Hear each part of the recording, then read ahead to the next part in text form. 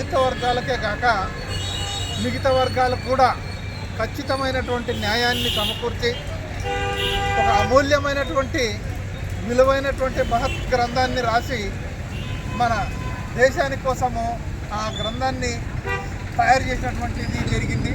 ఆయన మహామేధావి, చక్కనైనటువంటి తెలివితేటలతోన ప్రపంచంలో ఉండేటటువంటి 148 రాజ్యాంగాలను చదివి దాదాపుగా 2 సంవత్సరాల 11 నెలల 18 రోజుల కాలం పాటు దాన్ని రాయడానికి పట్టింది.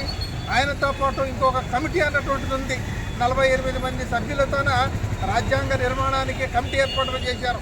ఆ కమిటీకి ముసాయిదా కమిటీ అధ్యక్షులుగా ఈయన ఉన్నారు. మరి ఇంతటి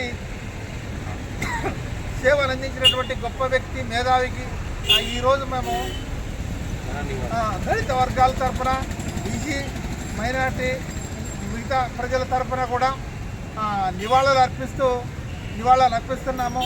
ఆయన చనిపోయినా కూడా ఆయన యొక్క గ్రంథము స్థిరస్థాయిగా నిలబడి ఉంది.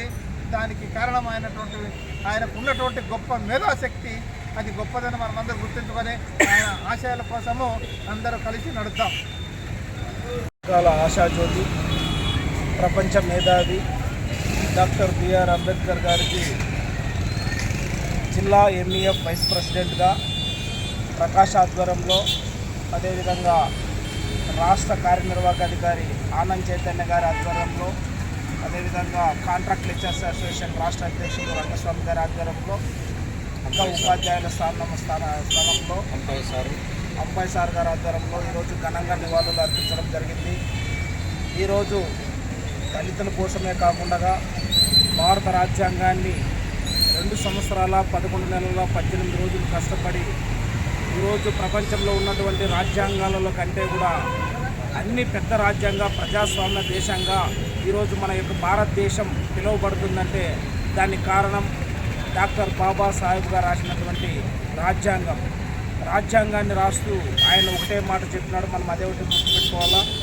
ఈరోజు రాజ్యాంగాన్ని రాసినటువంటి నేను చనిపోయినా కానీ రాజ్యాంగం అనేది బతికే ఉంటుంది. కాబట్టి దాన్ని పరిపాలించే నాయకుడు మంచి నాయకునిగా ప్రజలు ఎన్నుకోవాలి. అప్పుడైతేనే ఈ యొక్క రాజ్యాంగం అనేది సక్రమంగా అమలు పడుతుంది. కాబట్టి ఈరోజు భారతదేశంలో ఉన్నటువంటి ప్రజలందరూ కూడా బాబాసాహెబ్ అంబేద్కర్ ఒకటే పిలుపుతున్నాడు.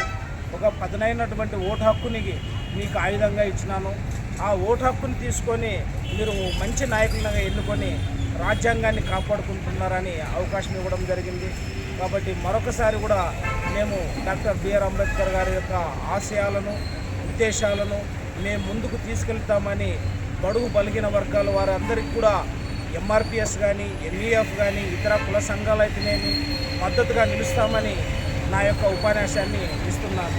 జోహార్ డాక్టర్ బిఆర్ అంబేద్కర్ గారు, జోహార్ డాక్టర్ బిఆర్ అంబేద్కర్ గారు.